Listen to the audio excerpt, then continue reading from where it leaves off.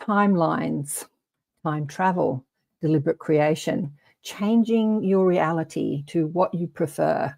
This and more we're going to talk about on Elevate today with the gorgeous KAren Spagna. It's going to be a great show. I can't wait to hear your questions. Stay tuned. Welcome to Elevate, the awareness shift, waking the quantum self. I'm KAren Swain, your host, and you're listening on the United Public Radio Network and the UFO Paranormal Radio Network on 107.7 and 105.3 FM, syndicated radio all over the world. Hello and welcome to another show. I was going to say accentuating the positive. Where am I? Elevate, the awareness shift, waking the quantum self. Accentuate the positives, the other show. Oh, we got one person online already. Who's that? The gorgeous Heidi. Hello. Good day. Good day, darling. How are you? And with me to have a chat about this is the fabulous KAren Spagna. Welcome, Hello. Hello. Welcome. Thank you for having me. I'm saying welcome. Thank you for having me. I'm so happy to be here with you, KAren. We're both rushed. I love your background. Where are you? You've got boats outside, and I'll tell you a little story. It's not my house. It's my parents' house. Right? They live here. They bought the house after I went away to college. So I never actually lived in this house. Although, really? No, but it's very beautiful here. So yeah, it's really lovely. Yeah, gorgeous view for people listening on radio. I'm looking at the view behind Laurie, and just noticed that too. She says, "Gorgeous, yeah, Heidi." Yeah, I actually picked up a lot of slack, and a long time ago, a debunker radio show tried to debunk me. It was so stupid, and that was all they could find. Like your parents live in a rich house. How can you teach about money? It was a stupid, really horrible interview. It always haunted me because it was a debunk show. She couldn't debunk me. And finally, she just tried to go after me about money. Like, how can you teach about this spiritual laws of money? Like, well, I don't know. It was dumb. But anyhow, yeah. Crazy. She knew about my parents' house, but I wasn't even born here or raised here. And they didn't buy it until after I went away to college. So I never really lived here either.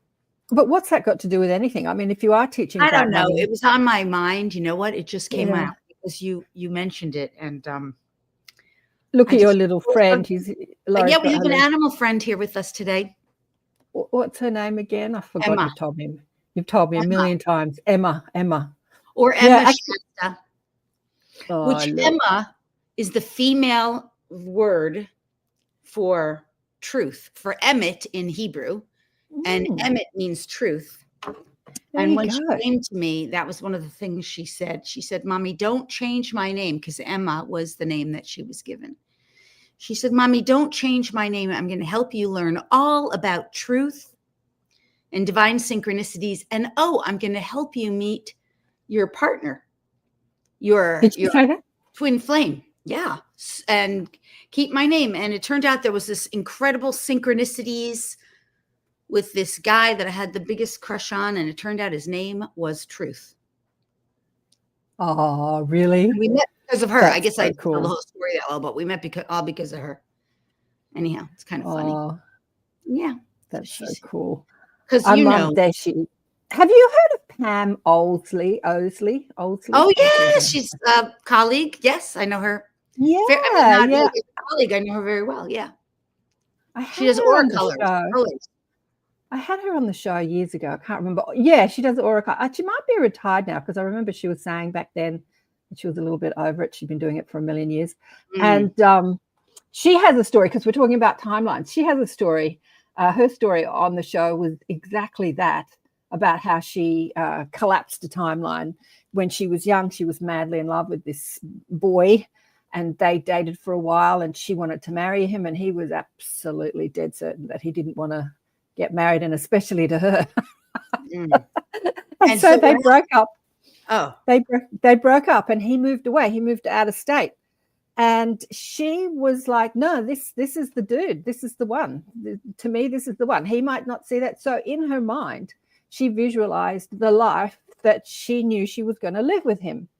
And then eventually when he did come back, he changed his mind and they got married and happy ever after. So like she flipped the timeline in that way. You're looking very skeptical, darling, when I'm looking at your face. I'm not skeptical that she did. I have a big red flag. I mean, and I don't like it's related to another person. It doesn't feel right to say, but no, no, we do not influence other people's free wills. We can. Well, I don't think that is not okay. That's not okay. You know, like, was it a timeline where he was in love with her? It's not like she's influencing his free will. It's just that on one timeline, he's not chosen her. And on another timeline, he has chosen her. So it's not really influence. It's not like she stalked him and said, you have to be in love with me. She just visualized it in her mind. She just lived the life. She just kept living the life in her mental of the life she wanted with him. I mean, I would never have done that. If somebody rejects me, I'm like, okay, yeah, whatever, there's somebody else around the corner. I'm just like, it's not you, it's somebody else. But but she was pretty determined that, so maybe she had tapped into that timeline where they were together and she was on another timeline where he rejected her. But she's like, no, don't want to be in this one, want to be in another one, or want to focus in this other one. That other timeline where they were separate played out.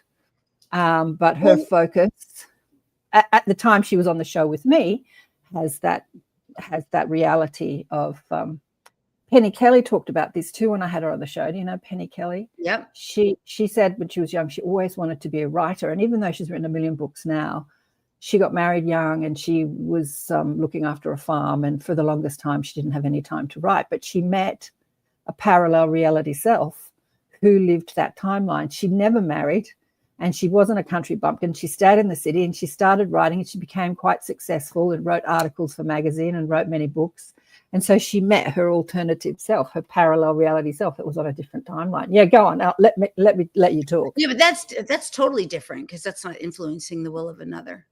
I just say this. I just because my role in what God's plan is to serve God's plan. One of the biggest things that I have been taught about here on earth is through the channeling and through my work, my direct work, is number one, and this is a little off topic, but it's relevant. It's relative. Is number one, the different agendas, and number two, so I'll break that down kind of quickly. And then number two, the overriding law that divides the agendas, which is the law of free will. So let me explain. Overall, and this is all through channeling and guidance, there are basically 5 agendas going on earth. Overall, when you talk about humans and what's happening, you have an agenda of the dark, you have an agenda of the balance. I'll tell what they all are. You have an agenda of the light, you have agenda of service to self, and then you have an agenda of service to the greater good. Yeah. So the agenda of the dark is to provide from the higher realms. It's to provide for infinite potentials, which is fine. Mm-hmm. But out of the agenda of the dark has sprung sub-agenda, which is service to the self, to the harm and detriment of the many. Yeah. That serves the self, not only to the harm and detriment of the many, but with the purpose and intention of manipulating, controlling, lying, cheating, hurting, harming, force, domination, manipulation, secrecy, coercion. Now, how does that agenda operate? By attempting to sway or manipulate free will. So when for example, big pharma commercial, great example, comes on and says, ask your doctor, and they're working on your brain waves. They're putting you into high alpha, a light alpha, butterflies and rainbows, isn't everything wonderful? And then they put you down into a deep beta, may cause death, may cause suicide, call your doctor. They're creating a schism in the brainwave pattern on purpose to manipulate your free will, to get you concerned and anxious and make you subconsciously program you better call your doctor, or you need this pharmaceutical. Now, that kind of thing is done all over our reality, all over and all the time. Like We all are the time.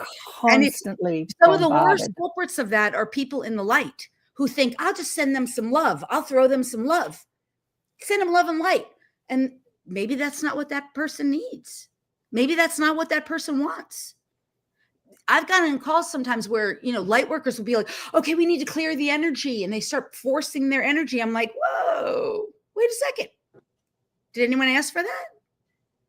Invasion of free will. People. So you're serving the dark every time you attempt to take away someone's conscious consent. I sound like I'm lecturing because I'm passionate about this. Go girl. I get it. There probably was a timeline, and who knows? We don't know the whole story. So this is not about someone.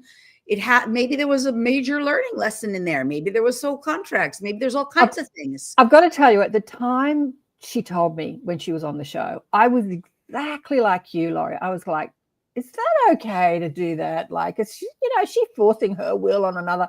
And then I nutted it over, as I do when I have questions. I go to the mob, I go to the guides and like, tell me about that. And I'm like, oh, okay. Right, because there's a gazillion influencing factors, because here's what happens with universal laws. When a law of free will is sort of attempting to be crushed or canceled or somehow stepped on, the law of free will look to the other law and say, hey, is there some kind of contract? Because that's a sub law of free will in a sense. The sub law, well, they made an agreement somewhere, or maybe there is some kind of karmic residue or whatever. So I get it. There's other influencing factors. But in my role of serving the light, I know I've been taught never, ever, ever try to influence or sway another person without overt conscious free will consent. And I've been really mindful of that also because I'll tell you a little story. When I was going through my awakening, radical transformation, I was living in Maui, going through a divorce. And I did. I mean, I tried to, I was like lonely. I missed my husband. There were times I did a little psychic spying, traveling through the astral realms. I didn't were you stalking him? You stalking him with your consciousness? Wasn't like he didn't know it though. He really was having nothing to do with me. But I mean, I got punched in the third eye by a woman who I thought at that time I later found out was like his girlfriend, but she looked like me. So I never really knew, was it me, my higher self teaching me, or the version of a separate being? Either way, it was a major lesson. And over the years, I just kept learning that lesson. If you're choosing to serve the light or any of the other agendas that were mentioned, because all the other agendas do not necessitate, I mean, service to self, which is an agenda that isn't necessarily control, domination, manipulation, secrecy, coercion. The vast majority of humans on earth are in service to self, right? Then you have service to the balance, right? Service to the balance is those who understand, like, if things get too out of balance, wow, that's when you have people going insane, right? And you're starting to see that right now. So there's a lot of beings in service to the balance who are really becoming more prominent. For example, Thoth, if you know Thoth, that being has served the balance. That means equally comfortable using dark and using light. Another ascended master who you may know, Elvira, who some people think she's just a Halloween character, but no, she's an actual ascended master. She serves the balance.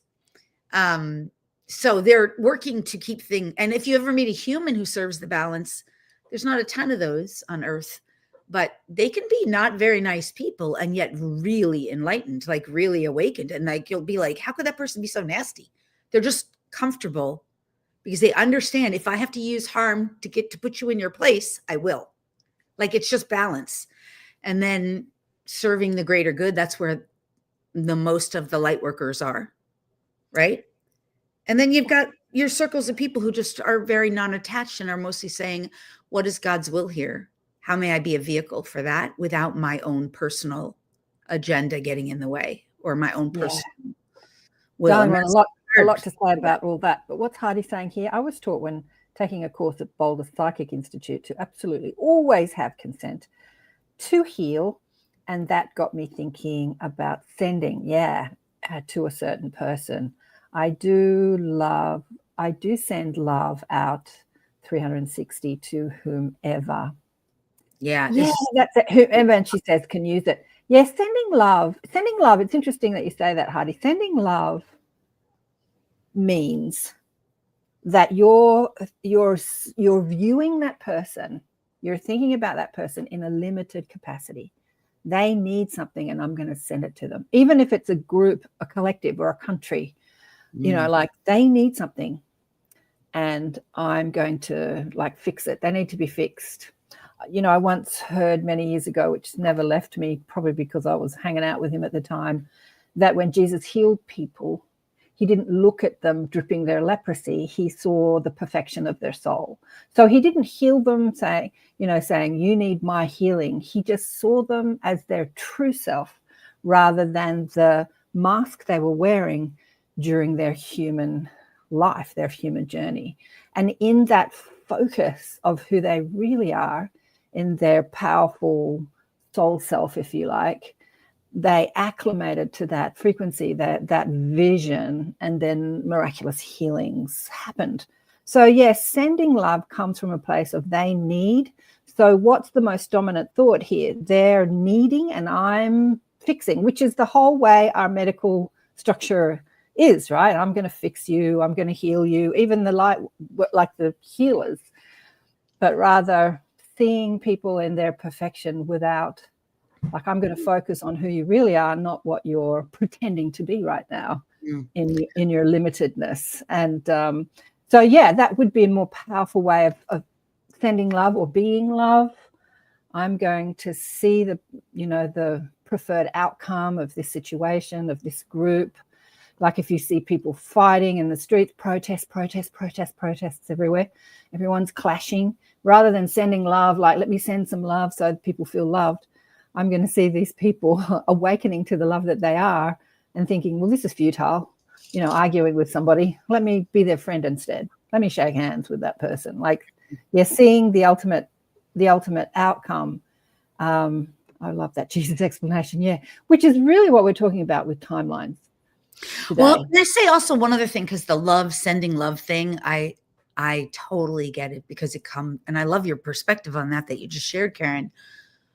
And I think that we as light workers, we're taught to send love. Yeah, absolutely. That is what we've been taught, but it's very old paradigm teaching, in my opinion.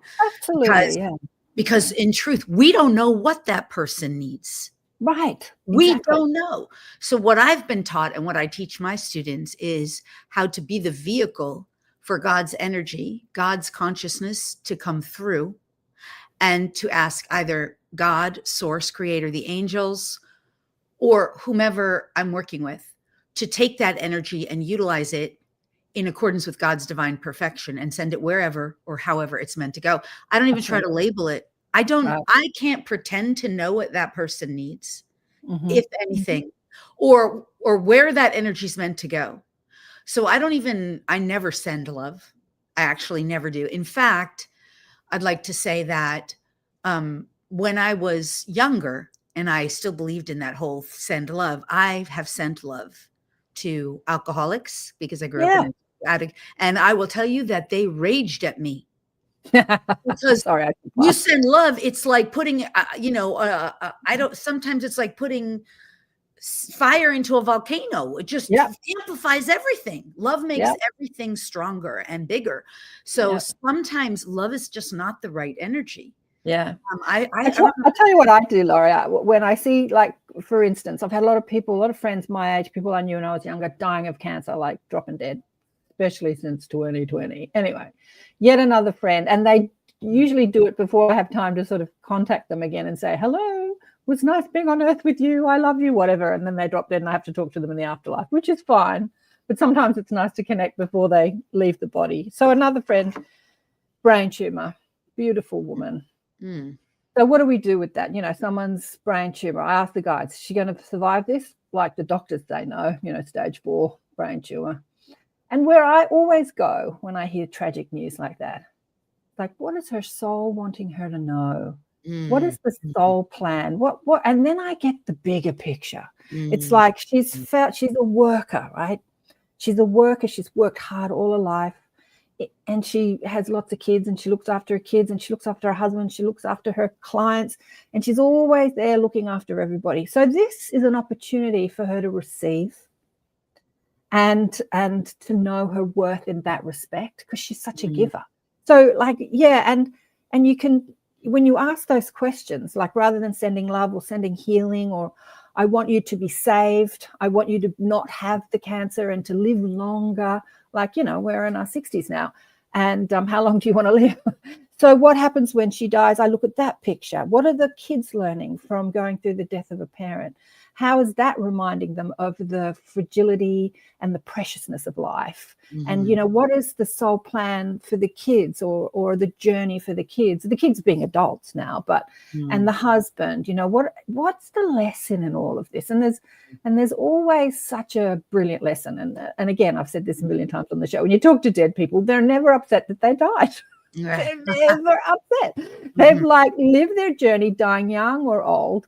They've lived their journey. They've had their time. They came what they, you know, they received what they came to receive, and then they've returned home. So as their family and children are crying, they're up there in heaven having a party. And so that's what I always ask, rather than seeing the tragedy. We had this on an Elevate show. I was saying this on the beautiful Kara, I want to call her Kara, but she said Kara Goodman's show that I was on. She recorded yesterday with me. Oh no, I've lost my train of thought thinking of her name. Oh, it's gone. It'll come back. You said something about we were discussing it. Dead, and they are having a party. Yeah, I was telling Karen. So on an Elevate show I did with a girlfriend a few weeks ago, we had a channeling from one of the beautiful young men that was shot dead mercilessly in the October 7th massacre at the music festival. And his message from spirit about how it was all planned and it was all part of the shift and the awakening. And it was actually, even though it was one of the most heinous unfoldments of brutality and murder of these innocent, beautiful young people that were at a music festival singing about peace, love, and, you know, brown rice. And then they were slaughtered. From our perspective, we see the horror. And from his perspective, he sees it's all part of the awakening plan. So as you said, Laurie, we don't know what they're up to. So why try and fix it or heal it? There's a plan there. Like there's a soul plan there. So I always ask the question, what's the soul plan here? Shirley's got a question. Hey, Shirley. I stepped away from a well-meaning friend, also an ex-husband. Both popped in energetically to view me. I know when they're here, don't welcome them. How do I think that's, I keep the door closed. Do you want to know? That's an easy one, actually. That's funny. I'm sorry, I shouldn't laugh, but I don't want their visits. I think it's funny. It's an awesome question, because so many people who are awakening are coming into that recognition that there's beings everywhere all the time. There's energy everywhere all the time. And we have to further develop our discernment, and then also how to utilize our free will. So when the way you positioned that question was, how do I keep them away? Just say, it is against my free will for them to continue to visit. It is against the moment you say that, and notice when I said it, it was not packed with a bunch of emotionality. I was not in any kind of resistance. I was coming from a very neutral yet empowered place. I understand the law of free will protect us. If more people understood how to use the law of free will, we would be fighting and arguing less. Yeah. So a great example, and you know, I don't have the full scope of how broad something like that can reach, but I do know I played with that tool so much during the year of COVID. It was against my free will to be forced to be locked down. It was against my free will to be forced to do a lot of things that people were being forced to do. Every time I said it was against my free will, some other door opened that was way better. it was against my free will to be forced to or asked to do certain things that were not in alignment with who I wanted to be. I use that tool all the time. Yeah. It works really well. Well, it's interesting. I want to put in my little 2 cents worth here, and then we're going to get to your question, Diane. So what she says is she's stepped away. She's stepped away from a well-meaning friend and also an ex-husband. So why does someone step away? They're stepping away because they've got some judgment, some human perspective about what they want from these people in their life, and they no longer want that. So that's Or else it's just not a vibrational match. It could not be a vibrational match, but there's some sort of judgment. In truth, when we're outside of these human perspectives and these human bodies and this 3D, 4D experience, there is only connection, there is only unity, and there is only love. So if you view the soul of that person, not the personality that you have a relationship with, but the soul of that person, if you see that love connection that you have with them, who cares that they're spying on you? Like, who cares? I have to say, my ex-husband, not that I do it deliberately, but I'll just be cruising around the house, washing the dishes, something, and he'll just pop in. I'll just pop in, and I get to view where he's at in that moment. And I don't hold any malice of him, but our souls are connected. We haven't seen each other for 15 years physically, but our souls are still connected. And when he pops in, sometimes it's his soul and my soul just showing me what's going on in his life. It's usually when he's having a hard time, or he's sick or he's depressed. And I'm like, oh, he's going through that at the moment. Oh, but there's still no physical communication, but we're connected. We'll always be connected, as we are with anybody, really. You want to know what? I totally agree with you, Karen. I'm not I don't think there's any wrongness of that. However, as free will beings, I think it's important to have a tool where you can say, hey, this is my boundary. It's not okay. It's not okay for you to visit me while I'm in the shower or whatever. Well, people are always talking about being in the shower. We were talking about this on another show, saying there's no privacy, in your field. we got a mob of people looking at us all the time. Because I had a conversation on ATP with Brandon talking, and he was saying telepathy was a psyop and he likes his privacy. And I thought, interesting. And I'm like, I felt like saying to him, I hate to tell you, there's no privacy. There's a mob of people looking at you. I have a friend who's very galactic, and he doesn't live a galactic. He's a businessman. He doesn't live a sort of life like we do, teaching. He just lives his normal life, but he knows he comes from somewhere else. And I met him 25 years ago. His wife, I met him as a client. His wife said to me, it's a bit disconcerting when you think that, 300 aliens are watching you making love.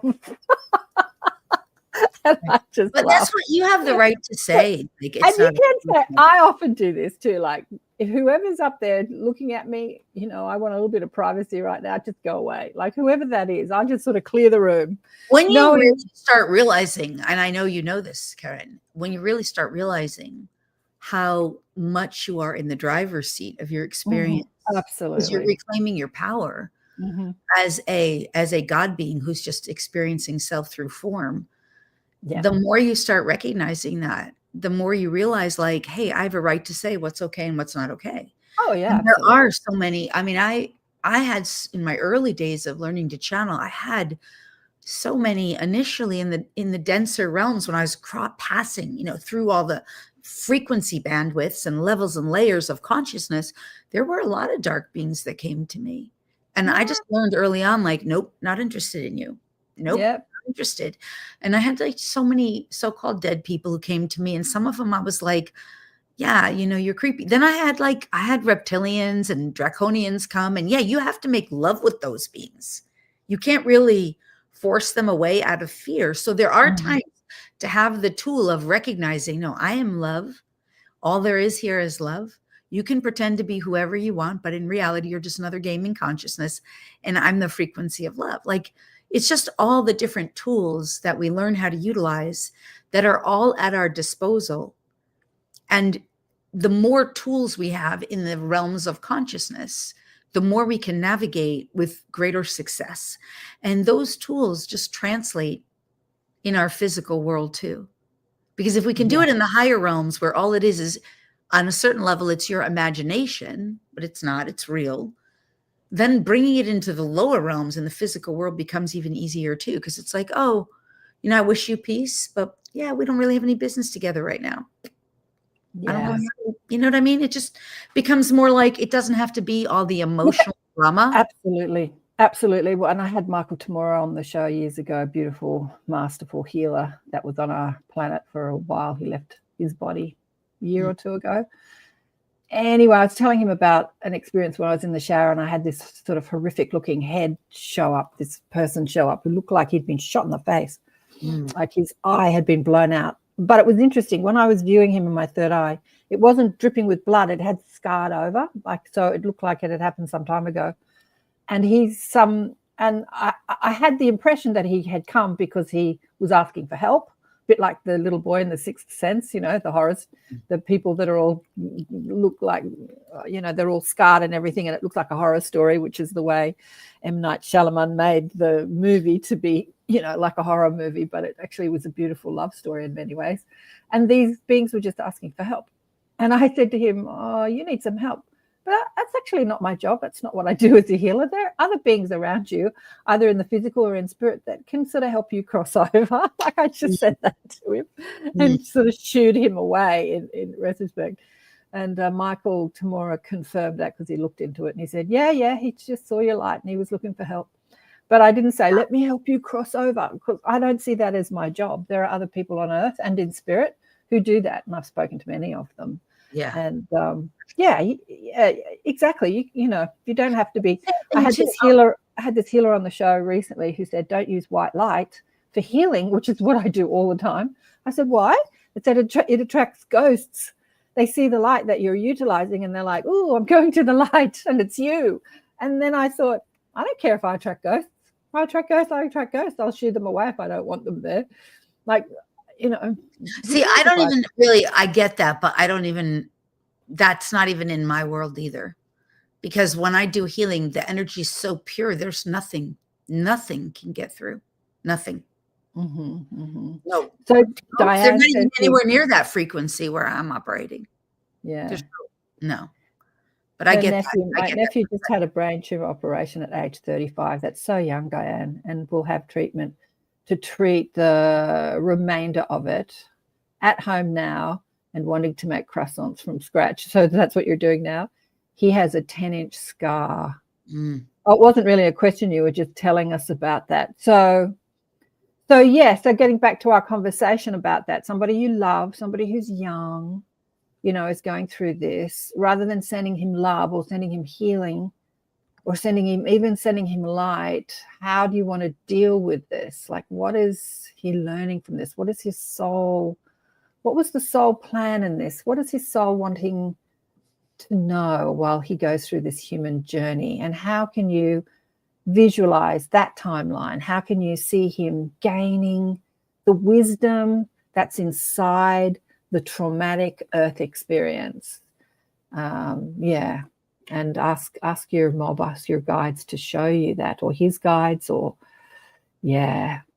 I would also ask that, this sounds like prayer, but as you learn to work with energy, it gets easier and easier to do this with energy. But to ask that God's will, as long as you in your heart have a loving connection with, whether it's God, source, creator, the infinite, the all that is, however you uniquely identify that source, that its will, and I say it because it's really beyond gender, but some people say mother, father, whatever, that its will prevails, because its will is a benevolent will, and there's a reason and purpose for everything. And absolutely, there is some reason for this experience. So, but whatever that is, it's going to be, if it's God's will, it's going to be a loving will that serves that soul's agenda. And that goes back to what you were saying earlier, Karen, about, what does the soul want here? What is the soul's agenda? What is the soul desiring out of this?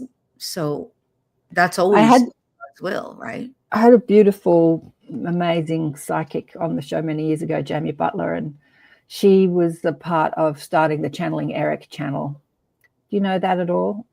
Eric was a kid that shot himself when he was like 20, 21. Oh, and his mother, who was brought up by militant atheists, she said, was a busy MD with 5 children, never thought about spirituality or psychics, and was skeptical about psychics. Anyway, so she ended up going to a psychic and connecting to him, and one that she landed on for a good length of time was Jamie Butler, one of the most amazing psychics I've ever met.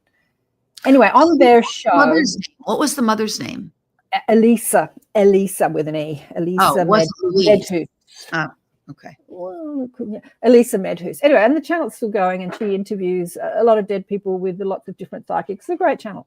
So Jamie was channeling Jesus one day, and Elisa asked Jamie, have you had other lives on earth since the time of Jesus? And he said, yeah, many. And she said, can you share one? And it's so funny, as I was listening to this, he said, I came in and I said it at the same time she did in 1962. I said it at the same time, like I knew.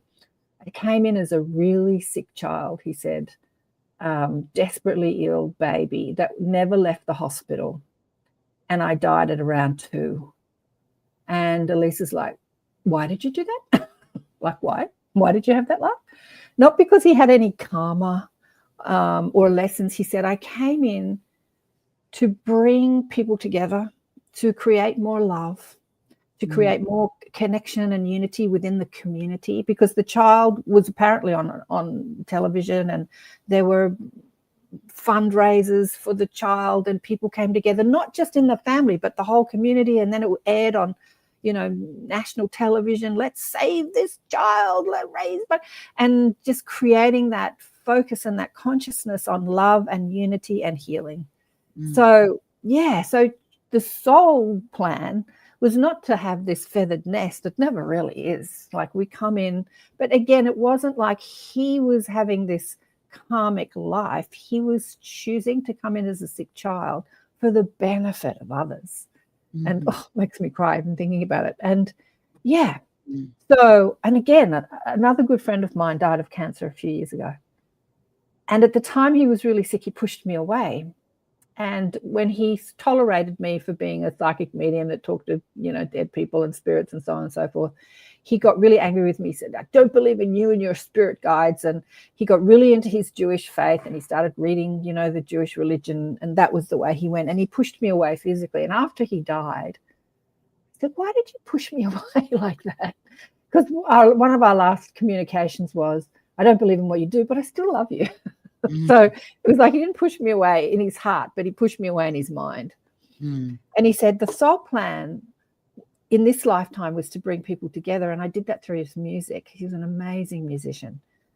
And he said the illness was actually a part of that too, because so many, I had been in so many different circles. He was Jewish.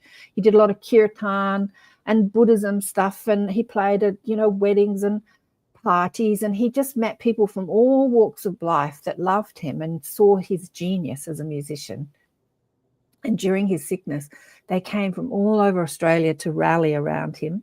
And then during his funeral, the same thing happened. Like, he brought people together from all over the world, and in love and compassion for him going through the sickness. And he said, I didn't want you coming in and healing me. That wasn't the plan. That's why I pushed you away. And I'm like, I get it now. See, that's such a great example of, like, we think like the solution is just to send love and light and our agenda, when it's really, there's a big, there's God's a bigger picture. Right. Yeah. Always, right. Yeah. Let's talk about timelines, can we? Let's talk about timelines. My nephew's tumor news happened just before my son's wedding. Brought our family together in a deep. It's going to make me cry. Let's talk about timelines so I don't bawl my eyes out. Thank you, Diane. Okay, what's your understanding of timelines? Pardon, Diane? I missed that. Here to weather the storms. Yeah.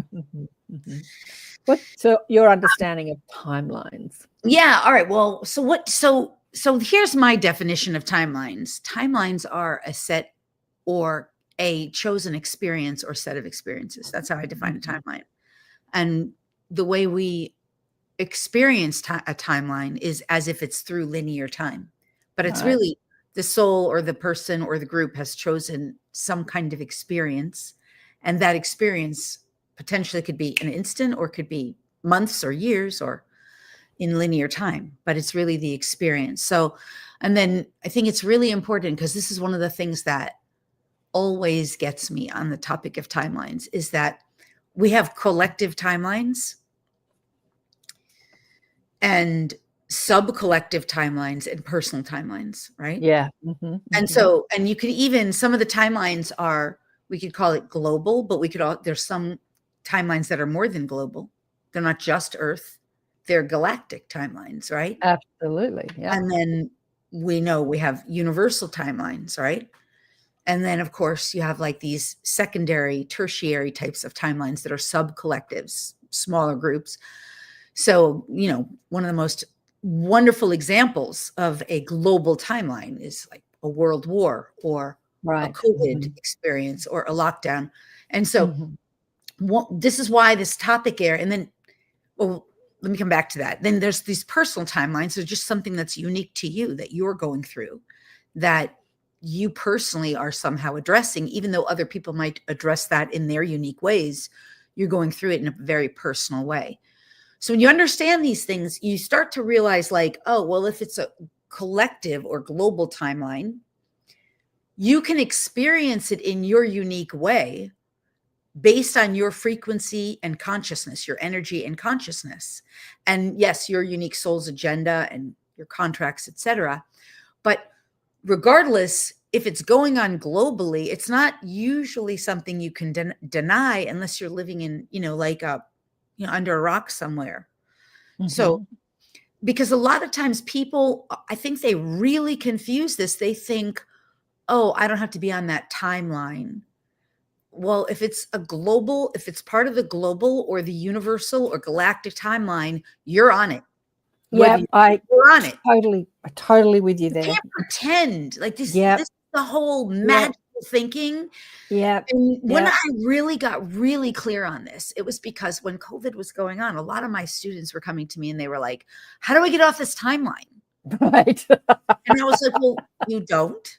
You have to navigate it. How do you want to navigate it? It's going on globally. It's not something. Exactly. And no matter how many times I kept, because of my own exploration of consciousness, right? Those students were a reflection of my consciousness. So, because I was also inquiring, is this absolutely required for the global? Is there a parallel reality in this linear time and space, meaning 2020, where that's not going on? I asked, every time I asked, every time I got, no. That's not how that's not how reality works. But when people talk about bifurcation of timelines, it drives me crazy because they make it sound like, okay, you know, there's a bifurcation of timeline on this topic. There's a bifurcation. No, there's global things happening and you're getting an opportunity to choose consciously or unconsciously how you're going to experience it. Exactly. All of it is just minutia in the quantum field. It's all energetic. In that decision that you're talking about, and you get to choose how you're going to experience it, is the timeline you jump on, right? So it's happening globally. You're on the time. Because I had this guy, Garnet, personal or tertiary timeline. Sorry. Yeah, I had this guy, Garnet Schulhauser, on the show, who went to a parallel reality of Earth, and they went through the pandemic. Exactly like when you said, I've looked at all is this not happening in other places? And you said, and every time, no. And I'm like, right. And he had this, but I don't know if he was in a future time, but out of the pandemic, they developed teleportation in this parallel Earth, right? Because when all the planes and trains and everything stopped, they loved the silence and the pollution, and the air was better, and they're like, how can we have more of that? Anyway, this is a parallel reality of Earth. Didn't happen on this Earth, but that pandemic did still happen. So it's interesting. But yeah, you're jumping timelines in that you could experience that experience as tragedy, or you get to choose how you navigate it, and then you can experience it as glorious. Like I was talking with I think it was Cara yesterday, and also with Gail, who I had on the show this week, about how, because Gail is 72 now, and she woke up in 2020, and she's the most galactic person I've ever had on the show. She's incredible what she's doing. And she's only had a spiritual awakening in her late 60s, 5 years ago. Like, whoa. But the pandemic, the lockdowns, like she had retired, her parents had died, and there she was with nothing to do. So she started meditating, and she had this spiritual awakening. Like the guide said to me, that was all a part of the mass awakening on the planet, the pandemic was a part of that plan.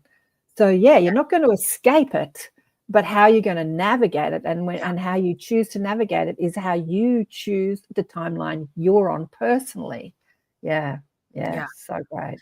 And then when it comes to timelines, it's also important to understand, of course, you have to be a vibrational match. So for what you want. So, because like the COVID experience, again, such a great learning experience for understanding timelines, because obviously there were some people who were experiencing the worst imaginable types of experiences. Yeah, and they were. people Absolutely. like me, my life agenda, my soul's agenda, my life experience has one of the things I really don't have to master in this lifetime very much at all is stuff related to physical illness or dis-ease. I had zero fear about that. And it has a lot to do with the DNA activations too. So zero concern about anything related to COVID, zero fear about anything related to even vaxes or shots or any of that. So it just personally barely affected me on a personal level. In fact, that was such a great year for me because I was getting the opportunity to share in ways about this kind of information, Absolutely. It was so helpful, right? Now, absolutely. The other thing about timelines that's really helpful to understand is that within each of us, we have, within our own personal experience, we have these kinds of timeline types of experiences of how we place our reality. Like, in other words, we have within us what you could call an inevitable timeline, things that we believe are inevitable. They're going to happen no matter what. The sun's going to rise tomorrow. The moon's going to rise, right? The tides are going to shift. I'm going to brush my teeth tonight. Whatever those things are that are inevitable. Like your dog's going to give you a kiss and ask for dinner, whatever. And then that energy of what's inevitable in your lifetime, a lot of times you're putting stuff in there that you either want or don't want. So in other words, sometimes I call that miscreation. I'll circle back to that. I mean, I do call it miscreation. Then you have a secondary timeline within you that's conditional within your own self, things that might happen, but they might not. You're just not sure. You don't know. Well, and some of it's pleasant and some of it's not. Like I might go to the movies tomorrow night, or, like I might take a trip to California, like those kinds of things, or, or anyway, they could be positive or negative. Like, oh my God, I might, if it's fear-based, oh my God, I might get jumped if I walk in the middle of the night, right? If it could be fear-based. And then you have, and this is kind of the thing that a lot of people don't fully understand about manifesting. You have things that you put energetically in your field called an impossible timeline. And those are the things that you typically think are impossible for you. Most people put their dreams, hopes, goals, and desires on that. And sometimes they can overlap, like conditional or impossible, meaning I might be able to go to Australia one day, possibly, but I don't know if it's possible for me. So it's overlapping, right? Yeah. But usually we'll put things on that impossible timeline that we really want, that we just don't know are possible for us. Exactly. And when people don't understand that they're doing that, they're basically, in a sense, making it impossible for them to achieve their goals, dreams, hopes, and desires. Exactly, but it's still. I'm hurrying you up because we've got 10 minutes left of the show. It's gone so quickly, and I haven't done a station ID break, and I want to talk about the impossible. So you're listening to Elevate the Awareness Shift, Waking the Quantum Self with KAren Swain and Lorianne Spagna on the United Public Radio Network and the UFO Paranormal Radio Network on 107.7 and 105.3 FM syndicated radio all over the house. And we're talking collapsing timelines today, or timelines, the impossible timelines. So my mother, and you're saying the impossible timelines are the desires that you have, you put, in your vibrational escrow or in a timeline, you create a timeline, or you tap into a timeline that you believe is impossible. I saw my mother do that. She had freckly skin. She married a man with very olive skin. And even though they were divorced, I remember her screaming, I wish I had skin like your father. She had skin cancers, burnt off all the time. And she used to scream about, I wish I had thick hair. I hate my hair. I wish I had thick hair. I'm too tall, men don't like tall women. Like, I just remember as a child listening to her complaining about things and wanting things that she believed were impossible. But then she died and reincarnated, and every single thing she complained about in that manifested in her next life, like olive skin, thick hair, shorter, bigger boobs, like everything, absolutely everything I remember her complaining about manifested in a different life. So it's so interesting. Even though she felt it was impossible, I don't think anything's impossible. What do they say? I'm impossible. I'm possible. I'm possible, right? I'm possible. But yeah, so before we go, as I said, 10 minutes left, specifically, how do you collapse a timeline? If you're feeling like maybe you're sick and there's a you out there on another timeline, what would you say about that, darling one? Yeah. The way you, first of all, to collapse a timeline, you have to recognize it's an experience that you're simply not interested in having. So when you understand it's an experience you're simply not interested in having, and it really doesn't serve you, it's not going to serve you. You have to be clear. There's just really nothing about that that's going to serve you. Like, you have to be really clear. In order to be that, there can be no emotional entanglement. The moment there's any emotionality, you are entangled with that timeline.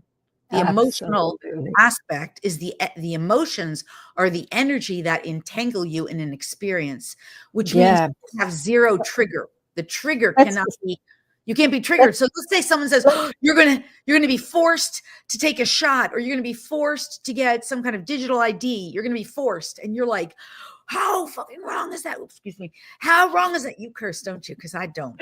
So I had Brandon on the show a few weeks ago. I had every second word with all right. So I'm like, I wonder if you will take me down. Reactivity, trigger, push, pull. You're now engaged in the timeline.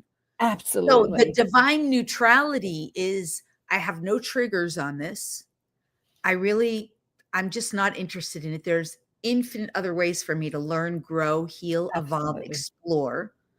And because there's just no emotion, I don't need to be pulled into that timeline. Now, once you're in that neutral enough state, it's still going to come up. If you responded in some way through consciousness, or you engaged with it through the news, through the media, through conversation, talking at the water cooler, you're already engaged on that timeline. So to collapse it, you have to not only get neutral, not only recognize your power in not being triggered and or emotional, but you have to completely withdraw your attention from it. Absolutely. You really have to withdraw. You have to, and then you can maintain awareness. You can be like, oh, it's out there. I get it. People are having that experience. I'm just not choosing that. I'm not having it.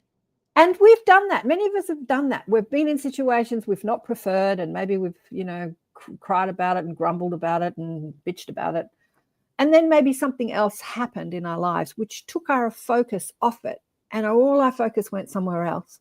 And so what we were bitching and grumbling about and thinking was terrible kind of just disappears. It's like, what happened to that situation? It sort of disappeared. It's like stopped being a part of your reality because you stopped focusing on it. There was a great Simpsons show like this. It's just really important. You can't be in denial of it.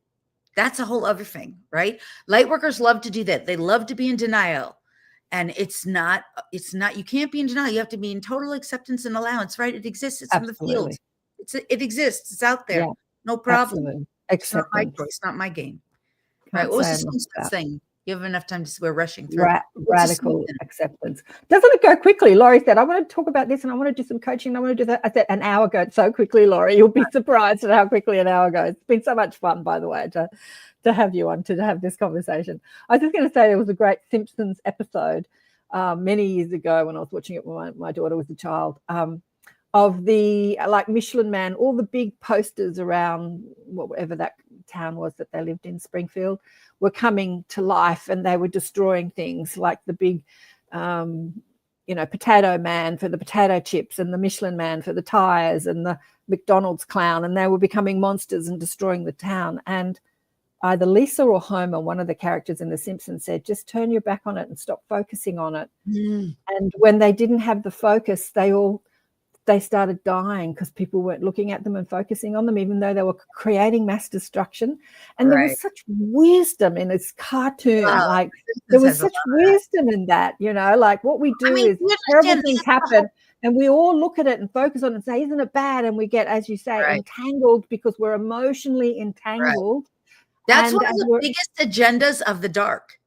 That's how they control, dominate, manipulate. They just stick a TV, a brainwashing device in front of your computer, like computer, TV, wherever, and they basically feed it 24 hours a day of drama, hitting dopamine hits, and then and painting of whoever's, divide and conquer mentality, so that you can get into that timeline of their choice. This is why there's so many World War II movies right now, and it's like there's an agenda. All right, I could go on and on because I love that. What you're saying is the reason I went on media as this. I was a teacher of deliberate creation and psychic and all that sort of thing, but I felt like when I did a healing course in my 30s, and we talked about different brain waves, and I understood that media creates a alpha, a theta brainwave, in that when you're watching some form of media, whether it's music or television or some screen, it relaxes you because you're sort of focusing, you're not thinking, you're observing, and in that relaxed state, your mind opens and information can just sink into your subconscious and program you so easily. Like it is, television is such a programming tool. When I realized that, I thought I wanted to use the media to teach people about their powers of creation and to be more deliberate in their thinking and not to be hypnotized by the media system that is pumping out messages of fear, like you said at the beginning of this, constantly bombarding our psyche with what to look out for, what's dangerous, what's to be scared of, how we're going to get old and get sick and die. I'm screwing you over here. Look over here so you don't see what I'm doing over here. Yeah. So I mean, that whole agenda is exactly. So here I am 16 years later and I'm still doing it. Still pumping out. Hopefully, I thought we called this show Elevate because we are Elevate Consciousness. So you can be aware of the agendas happening on Earth. But again, if you're emotionally entangled, I love you to use your words. If you're like those bloody cabal, they're controlling and destroying the world. Like if you're in that emotional upset, you're now part of creating and maintaining that timeline, or you're upset, like you're a part of the creation of it. But if you understand that life is a journey of infinite possibility and that we're here to explore the contrast, and just like we've discussed today on the show, like Jesus came in as a sick child, a baby, and pulls people together, and Diane recognizes that her beautiful young nephew with a brain tumor is pulling the family together and creating more love and unity. If you realize that the contrast we experience here on Earth has its benefit, and you can ask the question, like, what is the benefit to me and what is the benefit to humanity for this situation, then you're not emotionally entangled and you have more power to influence your own life and this world. Like Esther says, someone connected to the stream of pure positive energy, to the stream of love, is more influenced than millions who are not, than 1,000 who are not. So there could be 1,000 protesters saying, we don't want this. And then there could be one person standing in their peace and seeing the bigger picture. And that power of influence is like greater than the hordes out on the streets screaming and yelling. Yeah, that's the power of who we are. How much time have we got left? 2 minutes, darling one. Anything you want to say before we go? I will say that's how the COVID timeline stopped. Like they were really trying to keep it going, but people just got bored. Like literally, people just got bored. They did. They tried to roll out different diseases, and people were like, not that again. Yes, exactly. This flu and then that flu. The power that you have by using your consciousness to decide what kind of experience you're going to have. I wish we could have gotten more to miscreation because I love that. People. Well, we can do this again. It's been so much fun.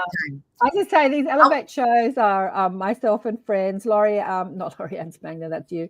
KAren Swain was going to come on once a month, but she's tied up. So yeah, I just get the opportunity. Kristen comes on and we can just banter. And I love you. We always have such great chats. We could go on. Exactly. Forever. It's been so much fun to be on. Thank you. For having you, darling one. Tell people where they can find you. I think it's Lori-Ann Spagna or Lori Spagna. Yeah, they can find me on YouTube, my YouTube channel, Lori Spagna, and they can find me at my website, lorispagna.com.